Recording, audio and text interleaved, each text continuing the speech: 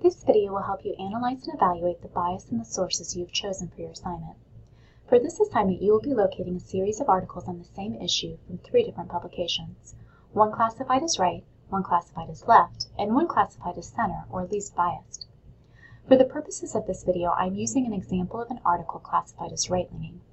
And remember, for this assignment, we're not focusing on the issue or the content of the article, in this case immigration, but rather we are conducting a thorough analysis of the bias in the article by closely evaluating the language choices, the quality and credibility of other sources cited, placement of key ideas within the text, and omissions of key ideas or potential contradictions.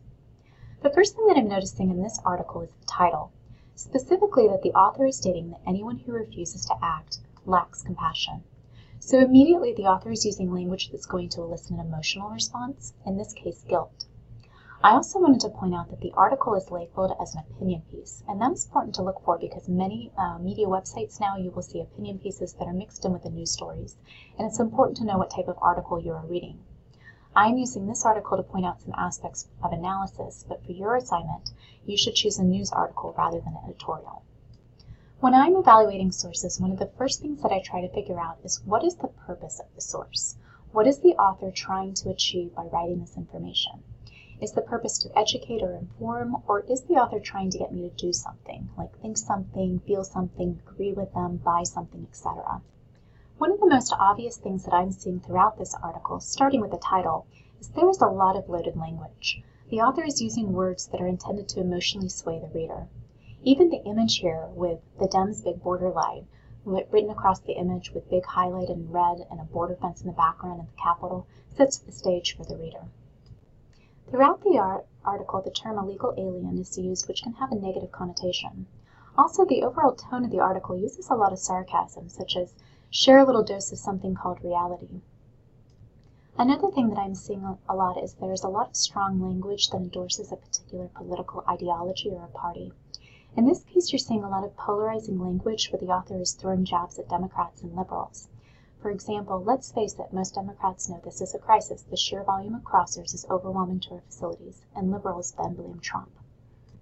This passage in particular I wanted to examine. As with their embrace of infanticide and reparations and Medicare for all, Democrats have gone far left in immigration, and now they are, in effect, for open borders. There are many things going on in this particular passage. It starts off with the claim that Democrats embrace infanticide, a strongly emotionally provocative language, and then uses that claim to argue that Democrats are asking for, in effect, what the author describes as open borders. The author is making a hasty generalization that the opposition embraces an idea that would make the reader recoil, before claiming the opposition is supporting another idea that the author disagrees with. The author is making a false moral equivalence between the two ideas. All of this is intended to generate an emotional response for the reader, and then draw them to support the same ideology as the author.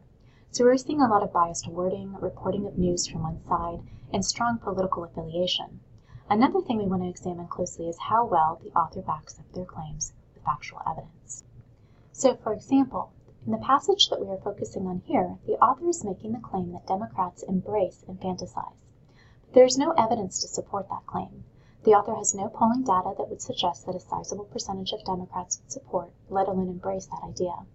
As we scroll through this article, there are a lot of facts and numbers reported, but no place where the reader is given access to the author's sources to evaluate their credibility or to determine how current their information is. The only number in this article that has a link is the claim that we could be looking at nearly 1 million illegals crossing the borders. But when the reader clicks on that link, it only brings us to another page within the website with no evidence backing the claim. So this is a quick look at some of the examples of bias in this article that will hopefully help you examine the bias in the articles that you have chosen for this assignment. In the next video, I will cover how to locate scholarly research articles that will help you further analyze the bias that you have found.